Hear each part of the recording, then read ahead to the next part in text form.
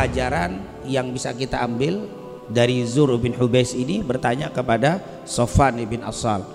Dia bertanya kepada sahabat Rasulullah SAW.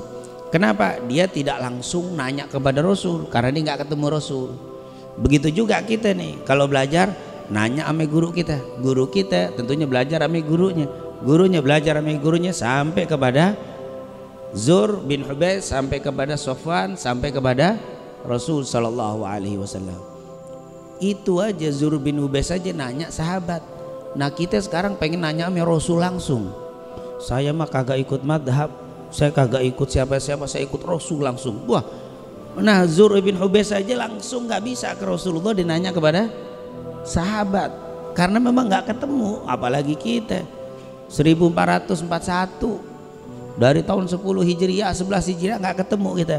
Makanya kita nggak bisa langsung kepada Rasulullah Sallallahu Alaihi Wasallam, tapi kita nanyanya kepada ke depan, ke atas, ke atas, ke atas, ke atas sampai kepada Rasulullah Sallallahu Alaihi Wasallam. Makanya kalau kita sebut kita ngikut ulama.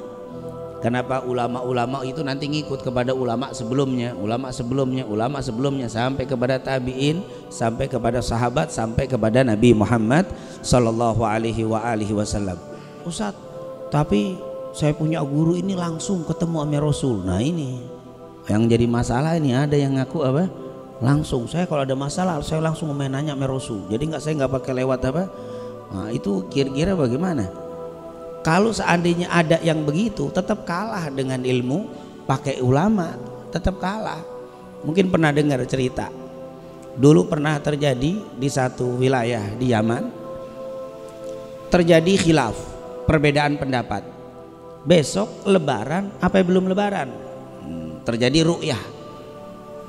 Sebagian besar orang-orang ulama saat itu nggak melihat bulan, belum melihat ru'yah, berarti besok masih puasa, belum lebaran. Karena apa? Belum terlihat. Karena Rasulullah bilang apa? Sumu li ru'yati wa aftiru li ru'yati. Puasalah kalian kalau kalian melihat ru'yah, dan batallah puasa kalian kalau kalian melihat ru'yah. Jadi masuknya Ramadan, masuknya lebaran itu dilihat dari ru'yah.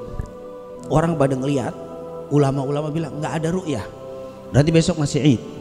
Masih puasa, belum Id karena belum ada ru'yah.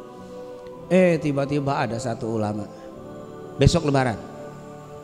Kok bisa lebaran? Kami semua belum lihat ru'yah. Karena semalam saya mimpi Rasulullah. Terus kata Rasul besok Id. Kata Rasulullah besok Id. Dan ini orang alim, mimpinya benar. Kalau mimpi Rasul, hadis Bukhari Muslim sangat banyak. Dari Abu Hurairah, Anas bin Malik dan yang lainnya, Rasul pernah bilang apa? Man ra'ani fil manam faqad ra'ani fa inna syaitana la yatamatsalu bi. Siapa yang mimpi aku berarti dia telah melihat aku, karena setan tidak bisa menyerupai aku. Terjadi bingung. Kebanyakan ulama nggak melihat ru'yah, berarti belum Id. Tapi ini bilang saya mimpi Rasul, kata Rasul besok Id. Yang kuat yang mana kita ikutin dalam hukum nih? Kalau kita nih ada yang kayak begini nih, yang diikutin yang mana? Besok lebaran? Kalau orang ceger mau cepet-cepet lebaran aja, besok aja lebaran. Ini yang normal dalam hukum fikih, yang bener yang mana mau diikutin? Yang diikutin fikih. Kata ulama fikih nggak kelihatan ru'yah, itu mimpi Rasul, enggak, kalah mimpi Rasul. Yang ini lebih. Kalau dia bilang, si orang ini bilang saya memimpi Rasul dan kata Rasul besok lebaran. Ulama ini bilang kami juga kata Rasul besok belum lebaran. Dari mana? Sumu li ru'yati wa aftiru li ru'yati. Ini yang lebih kuat. Jadi fikih itu lebih kuat. Ini akhirnya yang model begini boleh lebaran sendiri, nggak bisa menjadi apa? Bisa menjadi hukum. Tapi kalau fikih bisa menjadi apa? Hukum semuanya. Nah ini tentunya seandainya ada orang sekarang langsung nanya sama Nabi, kita ada ulama-ulama, kekuatan ngikut apa? Ulama-ulama, karena ini adalah fikih yang jelas dari para ulama, dari ulama ke ulama. Subhanallah. Tapi ya jarang orang yang nggak ngikutin ulama, nggak mungkin lah ketemu Nabi. Nggak pernah ngikutin ulama, gimana mau ketemu Rasul? Nggak mungkin. Orang itu bisa ketemu Rasul ngelewatin apa? Pewarisnya Rasul dulu. cinta ulama, ngikutin ulama, bisa mimpi Rasul. Nah dia nggak mau ngikutin ulama, nggak adab sama ulama, bagaimana mimpi Rasul? Tidak bisa. Ustaz, ini orang mengikuti ahli, ngikutin sunnah. Iya ngikutin sunnah, tapi kalau nggak mencintai yang membawa sunnah, mana bisa dia bertemu Rasulullah Sallallahu Alaihi Wasallam. Lihat Imam Malik bin Anas Al-Asbahi, Imam Darul Hijrah, Imam kota Madinah, yang lahir tahun 93 Hijriah, ada yang mengatakan 97 Hijriah lahirnya. Imam Malik ini bilang apa? Ma nimtu fi lailatin illa ra'aitu habibi Muhammadan sallallahu alaihi wasallam.